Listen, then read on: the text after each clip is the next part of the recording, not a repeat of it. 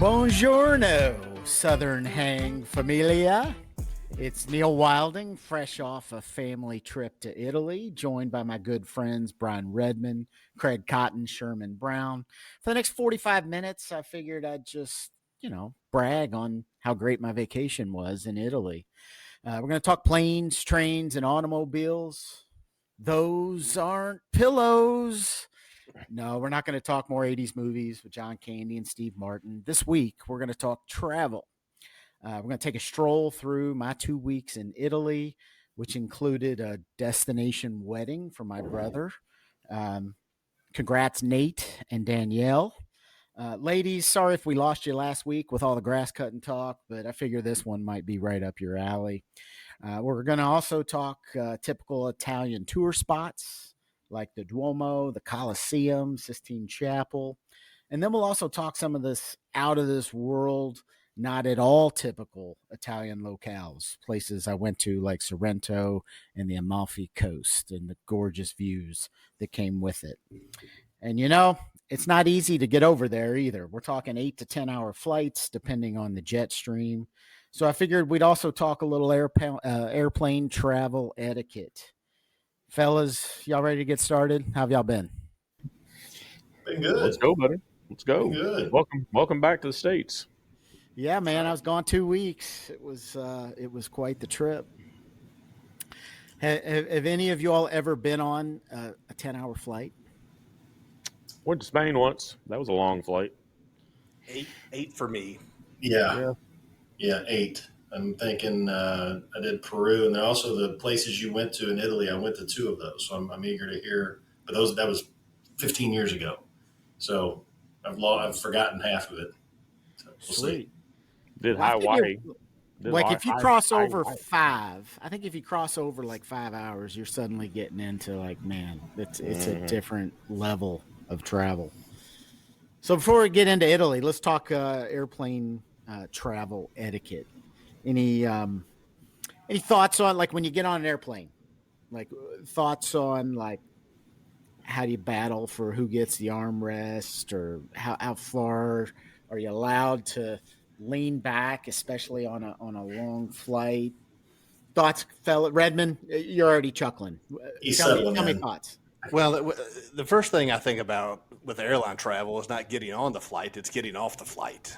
And I don't know when it started, but the thing that you guys have known me for a while. I probably have a lot of pet peeves. It's not just 1 or 2, but when the plane lands and you hear the ding, it's not a fucking race to get up out of your seat and go all the way down the aisle. Like, what am I missing there? Where are these people going? And it's not even like you're trying to get a connection. It's not Atlanta, right? It's not Chicago. You're in Louisville. You're in Louisville at 10 o'clock at night. Yeah, that's your destination. Right. Yeah. Yeah, and when you stand up, so now do you do the passive aggressive thing where you stand up and just stand just to make sure nobody behind you runs forward? Because that's what I do. I'm standing up and I just stand up and just stand there in the way. I'm like, all right, that's the way it's going to go. I'm always the aisle guy, but I know where the button is under the armrest, and as soon as we do the ding, I flip the armrest up and I slap my leg out in the aisle. And I'm like, no, you ain't walking past me. We ain't doing this. But I'm still the sit down dude. But I just do the let me stretch out a little bit now that we can, and I flip the arm up. But you're not going past me, like you knuckleheads that think you're gonna run down the aisle. Like, no, this is a everybody gets off the bus the same way they get on. Yeah. That is so my move, Craig. I'm so glad to hear you say that. It just warms my heart a little bit. So what about this one? So like, because I've noticed lately, if the plane is delayed a little bit, they'll come on and they'll make an announcement and they'll say, some people are on some short connections. So if you are at your final destination, if you could just stay seated and let those other people off, and then immediately not one person waits. And except for you. If I feel like I'm the only one. Like I'm waiting. I'm a rule follower. You give me a rule, I'll follow it. Yeah. I don't. Yeah. Or the guy that's sitting by the window in your aisle, and he's like, "Hey, I got to get out. I got to get my bag." And you're like, "Buddy, we're on row 15. When we get out, then you get your bag. You're gonna be okay. You're just gonna have to sit there." You're going to have to be patient. We're not all getting out of the aisle so that you by the window can get out to get your bag and then take up space in the aisle. Yeah, oh, buddy, yeah. So what about when the person next to you, the elbow is starting to cross over the armrest and it's like in your territory? What's the move to make them aware that they're in your territory? That's a good one. Throwing bows. I'm not throwing bows, but I will, just kind of put my elbow right on there and just kind of elbow to elbow. A little stretch. Nah, it's not even that. I just put it right on the elbow and just kind of, meet them right where I'm at. It's like, all right, we'll just hold hands pretty much, but it's elbow to elbow. And we'll make it real uncomfortable. Like if that's what you're going to do, then here we go.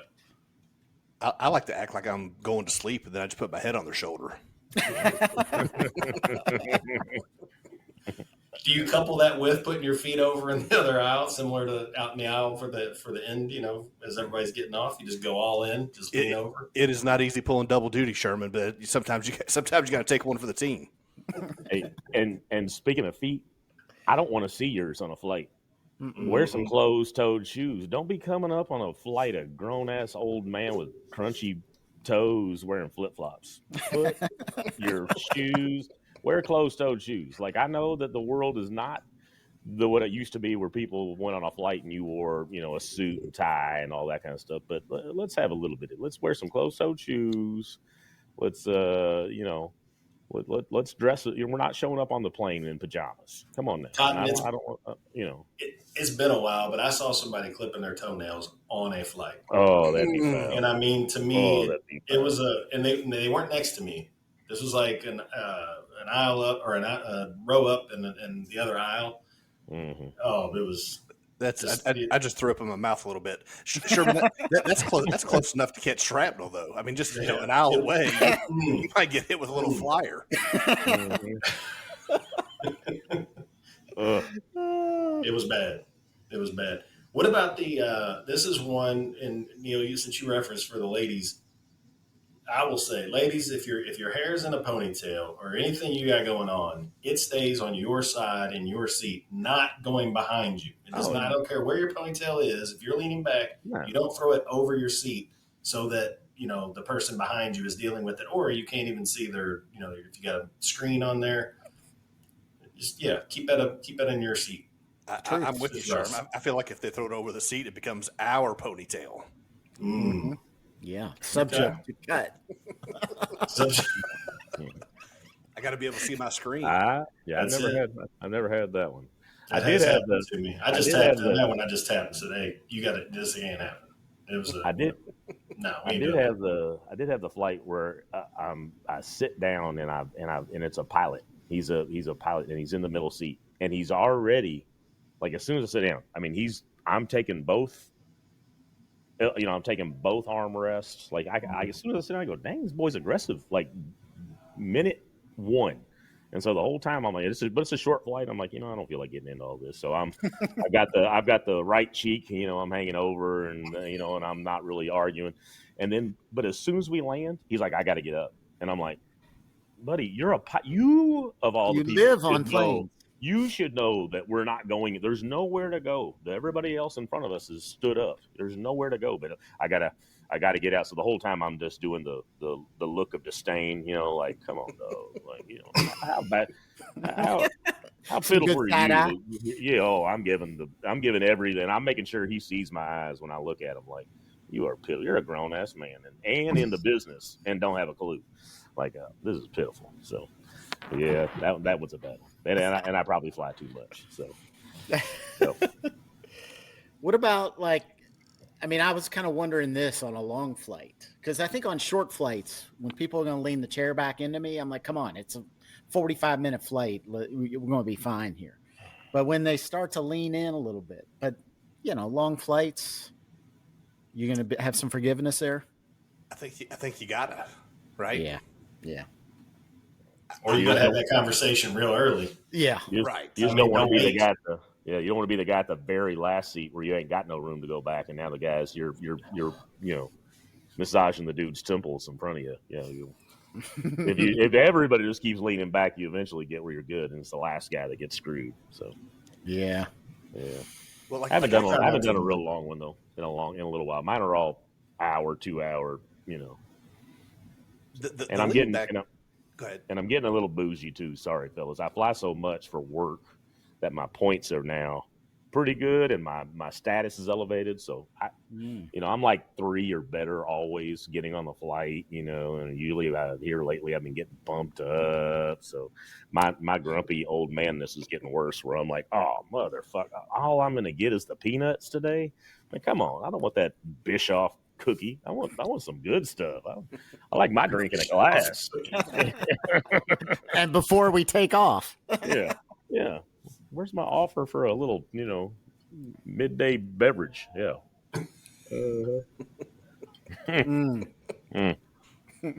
Speaking of food, so if you're bringing food on the plane, is there anything that is a complete no-no? Fish. Mm-hmm. I take it like it's kind of like if you worked in a cubicle, like if you're not eating something at your cubicle that the guy next to you has to deal and put up with, very similar, and this is even closer quarters. But yeah, I think fish would be. I did get on a plane, and I remember making the comment, and I'm like, "What is that smell?" And I don't remember what it was. It might have been a tuna fish, like they had a Subway tuna fish or something. I'm like, "What? Man, the plane is." And as soon as I got to my aisle, the lady's like, she's the one eating her Subway tuna fish sandwich, and I'm like, "Oh," she's like, "I think it's me." And I'm like, "Oh man, I'm sorry." I guess I guess you're going to throw that away. Yeah, I'm like, "Oh man." I'm sorry, I didn't mean to be mean. I just thought the plane smelled. I just thought the plane smelled funky, and that here I messed up. This, It's just you. Yeah. Oh man. Any other thoughts before we dive into to my trip over to Europe? Yeah, I don't want to hear your whatever you're listening to without put your earbuds on. Nobody wants to hear whatever video you're playing so that you can listen to it. I don't want to hear it too. Put your earbuds music on. or movie. Music, show, movie. Your conversation with your grandma. I'm sure she's sweet. Put your earbuds in your ears. I don't need to hear it. So the tough conversation is when you got the little ones watching Bluey or whatever. Oh yeah. Well, I got two things here before we move on. So one, you bring up the movie, right? And in-flight entertainment, you've got a plethora, if you will, of options. And not that they have racy content on there, but every now and then there's a movie that's, it's got a lot of violence, or maybe it's got a little sneaky peeky on some naked people or whatever it is, right? And if you're on the aisle and you've got in the row behind just this little kid, like, do you feel bad about that? Like, I'll try to fast forward or kind of try to block the screen. You know what I mean? Mm-hmm. Kind of do like a little wave to the side here. Yeah. But is that on us? Is that on the airline? I'm just picturing you right now in the aisle with this kid over your shoulder, and then the person next to you exactly taking your elbow space, and you're like just kind of doing the Macarena. Yeah. I don't know what's happening there. Yeah. African anteater ritual. Right. Rocking it out, dude. But so I don't know what the right answer is there. But the other thing, going back to pet peeves. So Craig, you're bougie, as you said here, getting up in the section 3, which is still like the 20th thing to board, right? There's first class, and there's premium first class, and second class that used to be first class, but now it's a different class. But at any rate, wait till it's your turn to get up there, right? So like, the jetway is packed. Like, people are waiting to board. It's like, I'm sorry, are you in zone 5? Oh no, I'm in zone 8. Well then, standing right up front. Yeah. Well, then, pardon me, I am earlier than you are. So if you don't mind, then I'm gonna give them the I'm bougie look. Oh, you and your open-toed shoes, beat it. Get to the back of the plane. Do you give them the beatbox? Please. Come on, man. Yeah, that are the businessman that thinks he's so important that he needs everybody to listen to his phone call. He'll have the earbuds in, but he's talking at a level of like at 38. And well, I got that meeting in Miami I got to get to, and you're like, shut the hell up, man! Like, talk in a normal tone. I think Bob and Tom used to have a skit on that. Kenny Tarmac was his name. And as soon as the plane, he's like, "Hey, guy, yeah, just landed ORD to LAX," and just everything he just said, right? Talking at level 11. He turned it up to 11. See, I'm the other way around. I'm self-conscious about it, so I'm all trying to talk so quiet, and I'll be talking to Shane, and she's like, "You're mumbling. Like I can't even hear a word you're saying." I'm like, "Well, I don't want the whole world to hear what's going on." She thinks you're trying to give her some pillow talk, and here you are just trying to let her know you landed safely. That kind of is pillow talk.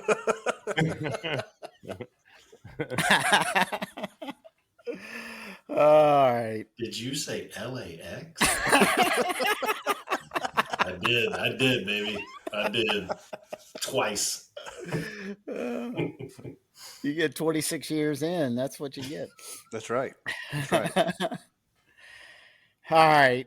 Well, let's spend some time now on Italy. And so, first off, I just thought I'd give you some of my initial reactions. And I think, Sherm, you said you've been over there before. Initial reactions of Italy, first of all, beautiful, of course. It's kind of a, you got the historic architecture with just like you're looking at these buildings that are just thousands of years of history. It's stuff you just don't see over here. But also, like if I had one adjective, it's like small. Everything over there is like shrunk, especially the showers. Like every shower that I had when I was over there, Craig, is probably the size of the shower in Bolivar. Oh, I mean, it's like they're so small that you can't even. There's not one door. They have to take the corner of the shower to then like open up both sides of the corner just so you can fit through it. Tiny. Yeah. Okay. Well, so do they make up for that with shower pressure? Shower pressure varied per Airbnb. All right. Some of them not so good. Others, some of them are like some of the nicest showers I've ever been in. They've just been like through the shrink machine. Shower pressure goes a long way. But are European people normal size? I mean, USA is industrial now. We put sugar in everything, so we're all big. These are probably people that eat normal food and don't have everything, filled, and so maybe they fit in those showers. And they're like, "Hey, look, another fat American, poor guy can't fit in our showers." They do that on purpose.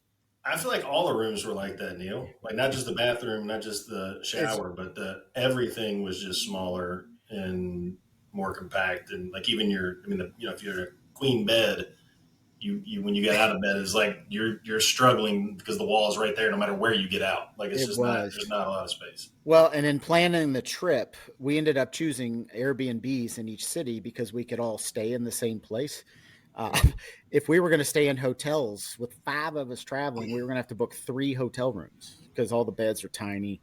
And so we were like, nah, we'll just do the Airbnb thing. So yeah, everything is kind of shrunk, including the roads. Like it's tiny. I mean, and so I was talking to one of the cab drivers there about it. He said, well, shit, the city's, thousands of years old. It was built for horses and buggies, and it wasn't built for cars. And I'm like, okay, heard. Are you speaking Italian? Are you fluent? Dude, I went over there with 100% American arrogance. I spoke the world's language, which was English. World's language. And yeah, I'm sure they rolled their eyes at me and like, here comes another dude from the States expecting me to speak English. But another guy asking for ranch dressing. Here we go. Well, and the funny thing is, when I knew he didn't understand me, I was like, my instinct would be like, oh, okay, well, I'll go try and speak in the one foreign language I know a little bit, which is Spanish, and that doesn't do any good in Italy. So, although it is still a Romance language. Did you start saying it louder, like when they don't understand you, like the volume's going to help with the louder translation? And slower? Yeah. Still, I don't know. Or just put a O or an A at the end of everything. Hotel-O. I tried to play charades a few times, draw pictures with my fingers, and that didn't get me very far either. All right. I did learn buongiorno though. Buongiorno. That's about all. And ciao. Don't they have like the text to talk translator deal? Now you can just say what you want in English, and then it spits it back out in whatever language Yeah. you're trying to. Don't they have that Yeah, thing? and the drivers would do that, like, Yeah. especially on the tours. Like if you're, they'd get there and they'd say something in Italian and hit the button, and it would, Siri voice back to us what he was trying to say. Yeah. So that was handy. So let's start with my first spot. So when I flew in, I flew into Venice. And that was, but we didn't spend any time there. That was really just the most affordable airport to fly into. So when I talk about planes, trains, automobiles, and buses, shuttles, cars, we were on pretty much every mode of transportation. So we fly into Venice and immediately took the train into Florence. And one of the things I learned immediately upon boarding the train to Florence is that we brought way too many suitcases. I mean, we were there like 11 days, so we needed clothes. But we got 7 bags trying to go through and fit it on a train. That wasn't easy. And you're going to a wedding, so you got like the change of clothes and dresses and everything else for the whole family and suits. Yeah, we'll get to that because it was black tie. So we had suits and everything. But so I forgave my family for packing so much stuff. But on the train, man, it made for an interesting challenge. That's an average weekend at the lake with Tammy. I got like 4 bags I got to carry. What are you talking about? If we're going to Italy, buddy, I'd be like, oh, here we go. I'm going to have to borrow some other people's luggage. Yeah. Now, on that train ride, Neil, the one thing that I remember is I took that same train, I think the same train, and there was as we were I saw a going, little thing that said Sherman was here. That must have been right. Yeah, we signed that. We marked that up. But I sent a picture to my dad of a baseball field that was just in the middle of nowhere. It was like a little, maybe 2 baseball fields, but next to each other. And I still think about that every time of like just different things that are going on in just rural Italy. That, just stuff you see and you're just like, just the American pastime just rolling through and like just our influence there. Because obviously their influence over here and everywhere in the world is huge. But just the little things that we've done, thought it was pretty cool. That is cool. I missed that. I must have been packing, like trying to get my suitcases to fit into the thing above and missed the baseball field. But I wish I had seen it. So when we got to Florence, by the way, my daughter, Emma, I should give her credit. She booked everything that we did. This was a no thinking vacation for me. It was awesome. It's part of one of the nice things about your kids getting older is that they turn into adults and responsible adults. She booked every flight. She bought the tickets in advance for every train that we took, every dinner reservation. This vacation was brought to you by TikTok because she studied everything on TikTok and had it all set. It was awesome. So the first thing we did there was like it was about a 5-hour tour through Florence. And so the ultimate goal of that tour was to not melt because it was like 100 degrees and 100% humidity. And it just felt like I was just in a boiling pot of water. It was so hot.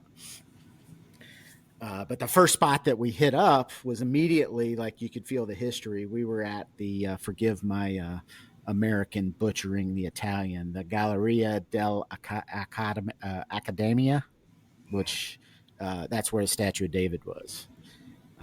And so that was cool.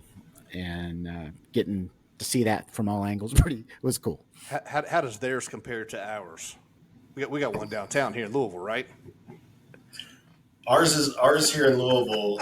One is gold, first of all, and is what 5 stories tall. The original David. How tall is he, Neil? It's like 5 feet. Yeah, he's a small dude. Well, there's your answer. That's why the showers are so small. There you go. Yeah, he's like 5 feet, and also disproportioned. As I learned, I'm not the art guy, but evidently when he made his head bigger and his hands bigger. I don't know, something about art. I thought you were going to go somewhere else there. Well, Judge for yourself. We just stayed in Caesar's Palace in Vegas, and they had the David in the hallway when you went to a certain part of the and every time we'd walk by it was just women taking selfies with David and his stuff, uh-huh. in the background. So I thought that was funny because every time we walk by, it's some taking a selfie, and they're like, "Look, it's a pee-pee." Yeah. Yeah. Yeah. That didn't happen in a museum, though. I would assume. Yeah. No, but the thought was there, and there was a lot. There were a lot of packages going around the museum. I'll tell you that. They're not afraid of their nude art. No. So give me the breakdown here, Wilding. So, do you have fanny packs? Like, are we the Griswolds? Are we? Backpack. How you rolling? So we went. So this one wasn't as long. This was only 5 hours. When we get to Rome, I did like an 8-hour deal. So here we did like the girls had like the fanny pack equivalent, but kind of over the shoulder. Yep. It was The like Lululemon bag. Yep. You know that. You And gotta so we got away with those. But also, when you're over there, you got to be worried about the pickpockets. So that's the first thing they'll tell you. So phones and wallets went in those, and so I paid my dues later at the Rome tour because I had to carry a backpack. But the Florence tour, I was it was the girls doing the work. Is it primarily Americans going through here, or is it people from all over? Like, is it all over? All over? Okay. Yeah, all over. Yeah. I mean, and then when you choose your tour, you choose what language you want the tour in. So we were with all Americans. Could you pick your dialect? You're like, hey, I'd like to have the Southern Kentucky, slightly Southern hang, What's right. twang to my. What my you got story. here? See, Yeah. Don't give me the Boston. Don't give me the Boston accent on this tour. That'll. No, we get the the Italians, and very passionate about the art. So throwing all kinds of facts at me about the statue of David and Michelangelo, and how originally it was commissioned to Da Vinci, but he turned it down. Didn't know that. See, I learned a few things for this idiotic American that I am, but that was pretty cool. That's awesome. Sounds cool. And so then after that, we went. We didn't go inside, but there's this huge cathedral there. Have y'all probably seen some pictures, heard about the Cathedral of Santa Maria del Fiore? And that, like I said, we didn't go in because it's basically just a big church. But the architecture of that building, I mean, the level of detail for like the multiple story, massive building that this was incredible. And so it was really cool to see. And they had a replica of David out there as well. But the cathedral itself was hopping. It was cool. And then we wrapped up the day by going to the Uffizi Uffizi gallery, which is a pretty famous. Of course, I hadn't heard of it, but a pretty famous. Killed it. Is that you killed it, man? You hit everything, buddy. Is that Riz's cousin? Yeah. All the Wu-Tang was in there. Emma, is Emma into art? Is this like something that she was into? No. She so just she like all TikTok this. said, "This is what you need to do." Yeah. You all killed it, man. That's awesome. Yeah, and so there, you had all of the Ninja Turtles were all there too. Raphael, Michelangelo, all of them were had different pieces represented in there. Interesting part about this to me was some of the art that was in there. I mean, the tour guide was telling us about this, but like one of the things they did with with baby Jesus, when he was in the picture, they would put him with like a man face to show the significance of it.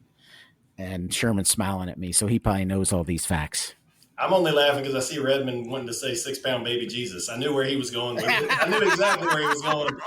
I knew right when you were talking about anything you were going to say about baby Jesus was. It was all I could do not to say it. Thank you. Thanks for bringing it home. Thanks for bringing it home. So anyway, yeah, we hit all the spots in Florence, and so that was pretty cool. What'd you eat? What'd you eat in Florence?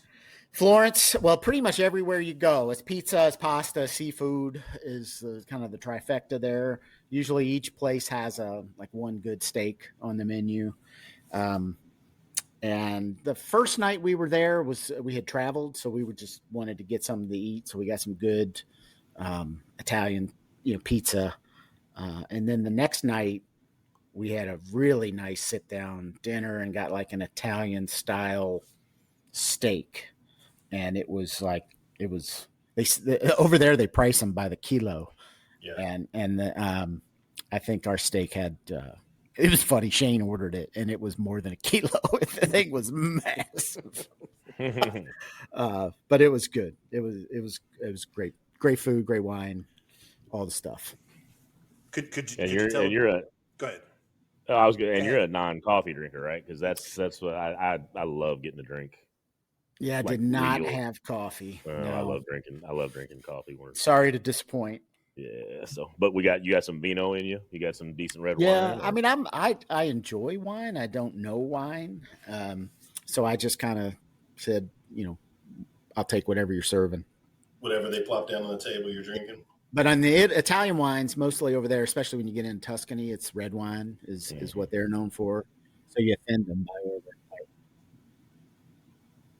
I'm with you, Cotton. I was doing Americanos the entire time that I was there, just like, and they saw me coming. So it was like, we see you, dude. We know what you're wanting.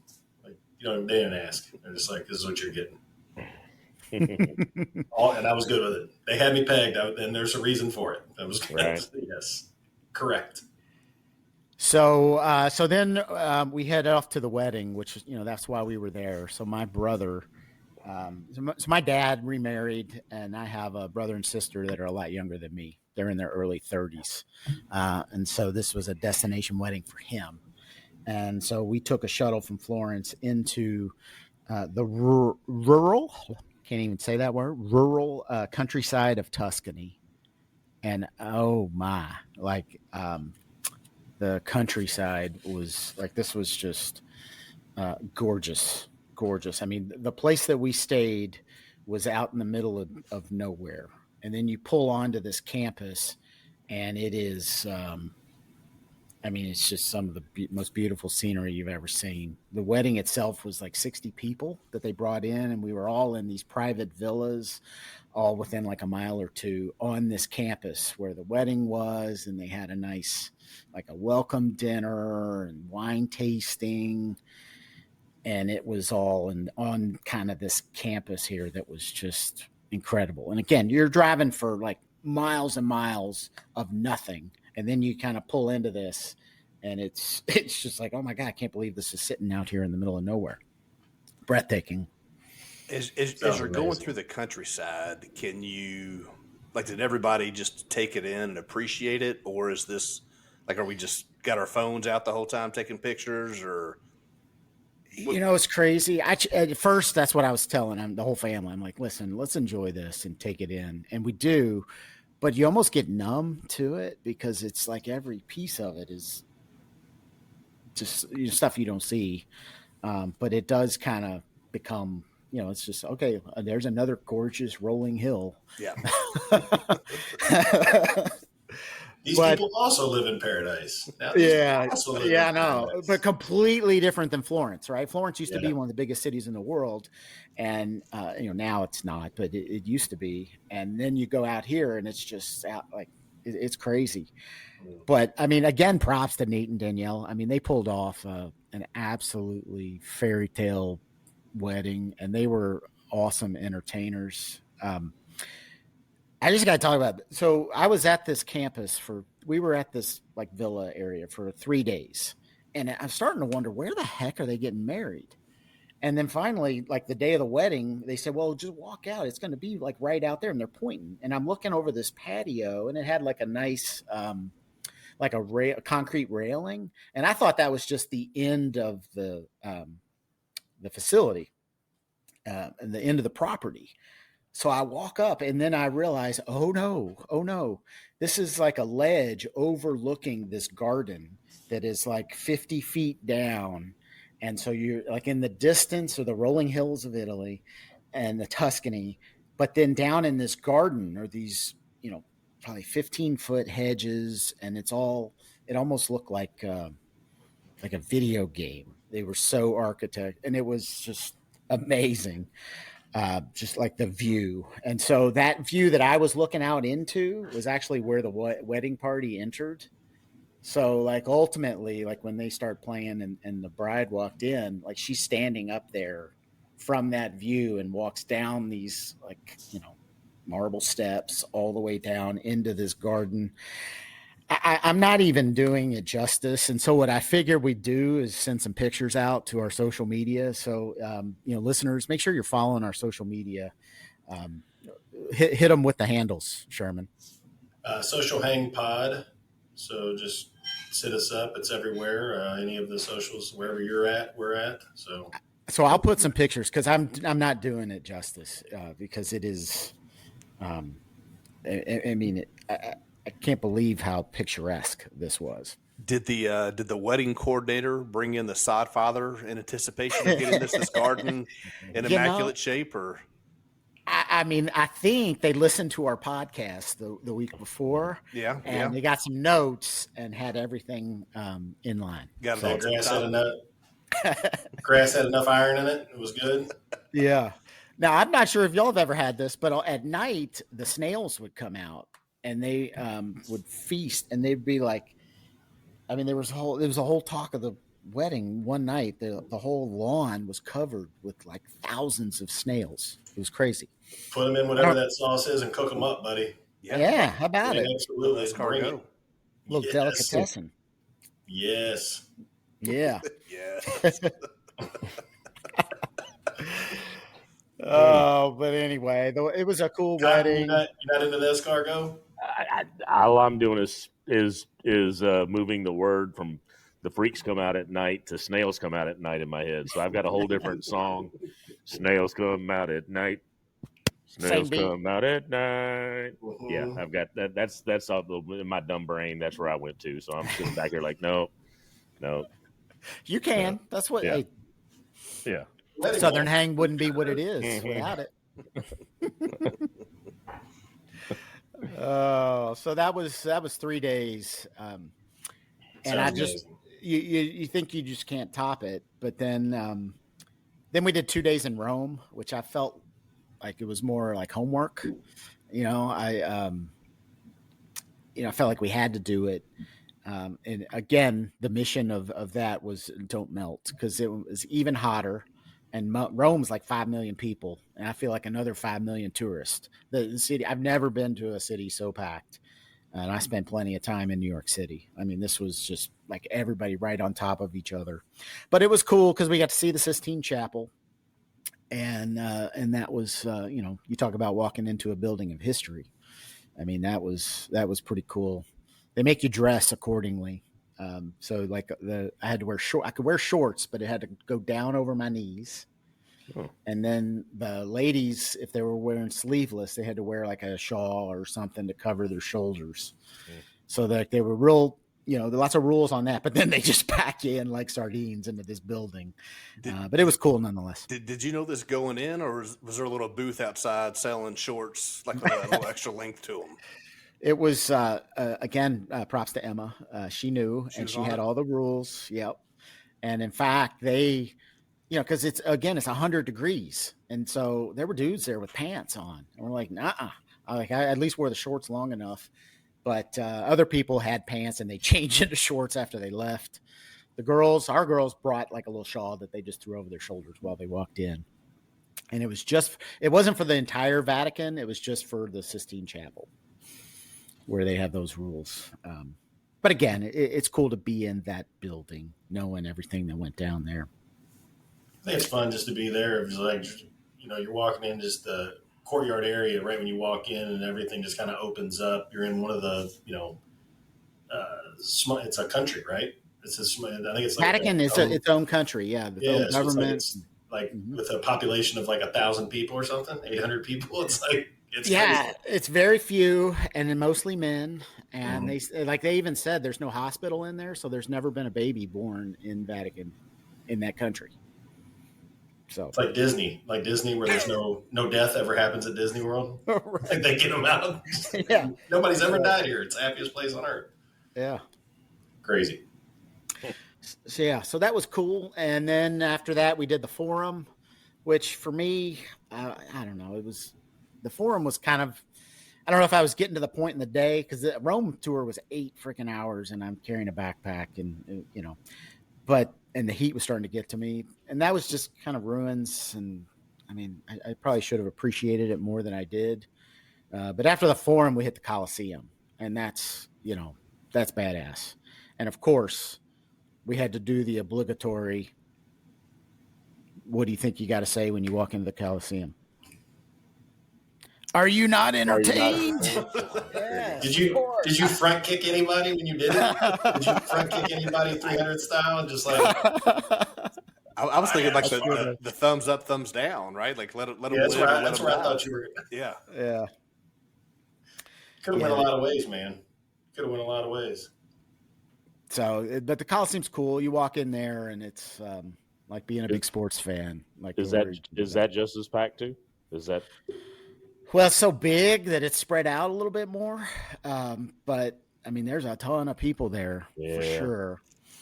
Yeah, I've watched a few things over the last few years talking about the amount of tourists that are now going and doing all this, and trying to figure out, is there a better time of the year to get to go?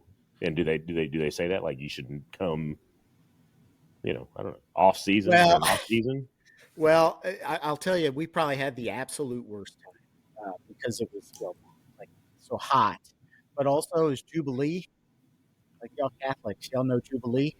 Like every 25 years in Italy, like Catholics like to converge to get blessed 25 years worth of sins. I don't tell myself I'm probably not as practicing Catholic as what I should be. I don't know that I've ever heard of the Jubilee. I hadn't heard of that either. I hadn't heard it either, but I'll tell you, a lot of people have, because it was packed and prices were up a little bit because demand is so high during this time. Maybe that's just straight up Roman Catholicism, and we're just over here practicing Jesuit, just our own stuff over at St. X and Trinity and maybe whatever else, I don't know. But it's every 25 years, so with it being the year 2025, it was, and they had like celebration, and it's the month of June, I think, too. So it was like while we were there, we caught it. But all good though. I mean, it was packed, but what I was ready to do was to leave Rome.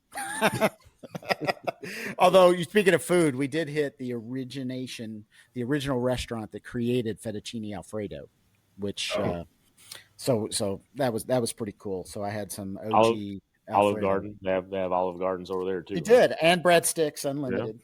Yeah. It was good. Yeah.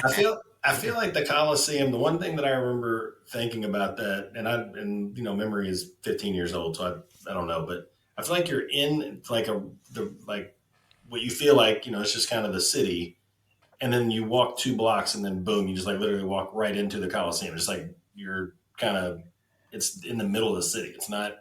I always thought of it. It'll be out, somewhere, whatever, and then when you get there, suburbs or whatever it is. I mean, I just picture it like, far away, and it's not. It's like right there in the town, right where everything else is. And to your point on, the ruins and everything else, you're walking and it's just right there. It's like as you're just walking, people that are walking to work, you walk by it every day.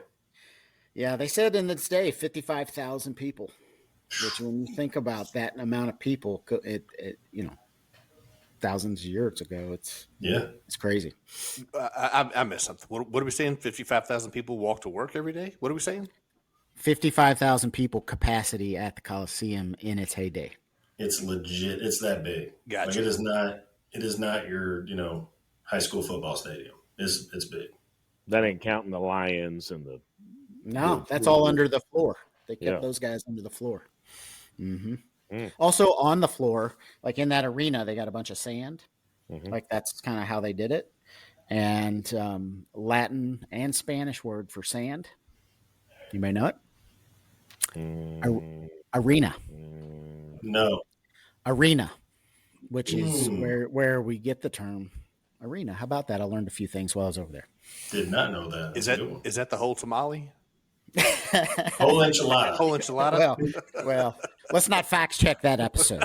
We're not going to revisit. We don't want to. I don't have receipts. We're nothing if not bringing up old stuff, man. That's all we can do around here. They probably got that from Maine too. They probably took that from Maine. Yeah. So anyway, that was Rome. But then, like to me, the last 3 days of the trip was what I was really looking. Well, the wedding, but the was going down, and we took the train into Naples, and from there we took a shuttle or a car service down into Sorento, and so there's like a little peninsula that kicks off of south of Naples, and man. First off, we passed Mount Vesuvius. So in our drive from Naples down to Sorrento, so we saw, the big volcano there. Red's going, he's quoting White Man Can't Jump. I can see it in his eyes. Why? There we go. I can't help it. Mount Vesuvius. That's right. Oh, Billy, you're so stupid. Yeah. Sorry. No, man. And then we got into Sorrento though, and that was just 3 of the coolest days I've ever had. Like gorgeous, like it's on the water. So this is the water part of the vacation. We were in Airbnb, like right smack dab in the middle of town. And so we would walk outside of our Airbnb and it was a full market with bars, restaurants, shops, gelato, whatever it was. It was all like, we were just right in the middle of it. It was awesome. And then right down the street, like 10th of a mile was the water. And these towns, man, like the cities are built on, like down there on that part of Italy, the cities are built on either on top of, or in some cases right in the side of these cliffs. So like when we would walk down to the water and come up to the rail, and I would say like a couple of 100 feet drop down into the water to the point where you don't even walk. It'd take you half the day to walk. You got to take an elevator down to the beach. And it really was these beach clubs. They built these like docks that kind of serve where you lay out, and they create these areas where you can go swim and hang out. But some of the most picturesque stuff that I've ever seen, we took a boat tour out to Capri and the sunset over Capri. That's those long pants you had to wear into the. I did. That's right. Yeah. I wore my Capri pants. Yeah. Capri. Mm-hmm. That's right. And then we saw some. Can't come into this church without your Capri pants on. Sorry, sir. Did they have little fruit drinks in pouches? That was a stretch. Yeah. Sorry. No. They did have the sun, apparently. Lots of sun. Well, get this. So it's so hot and it's picturesque. And so you wanted to take as many pictures. Our phones were literally overheating from, especially my girls, taking so many pictures, not because of the temperature, because they're taking so many pictures, they're burning up their devices. True story. And I mean, we had the sunset tour with the sun setting over the Isle of Capri. Again, I'm going to have to send pictures through social media. I'm not doing it justice, but it was like, you talk about postcards, and I mean, good Lord. And then we also took, go ahead. What body of water is that? You were swimming in this? Shit. Hey, yeah. Seas. I should know this. I should have done my homework. I don't remember. It's on the western coast of Italy. Okay. I don't know. Is it? And then we Tirhenian? Go ahead. Sure. If you say it, I God bless you. It. Yeah. Mm-hmm. All right. I do know the names of the cities we hit, though. We hit Positano. We hit the Amalfi Coast. And those are the cities that are like literally built into the side of these cliffs. Like, and we're talking, in some cases, 1,200, 1,300 feet in the, like, up into these cliffs. And this guy showed us this beach that is so secluded. It's this gorgeous beach, and there's nobody on it because you can't walk to it. He said if you were to walk to it from the parking lot, it would take you half the day to get down to it. So nobody does it. So the only way to get to it is through these boat tours. It was absolutely incredible. And this boat just takes you up, drops you off, or well, what are you doing? We took a whole day boat tour. So they took us to Positano, they took us to the Amalfi Coast, and in between those two cities, they took us to like a beach to stop and swim and cool off and stuff, and then kind of snorkel, check out all the fish. And Emma picked all the badass places, but her Emma tours killed are it. all like 8 hours. Like she didn't like any 2-hour tours, or let's space this out into a 2-hour tour and then like a nap and then another 2-hour tour. We had no time for napping, Craig. It's all business. We're gonna chill. We're gonna chill on the beach and just have a beverage for a little while, and then no, it's that's what dinner was for. Oh, all right. Yeah. The moment's over, buddy. Yeah.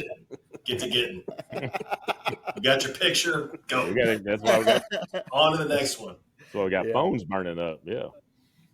Yeah, no doubt. Mm-hmm. All these tours, like they say it was 8 hours, but you took a break for lunch and it didn't feel like it. Oh, there you go. It was cool. And then each one of these cities, almost like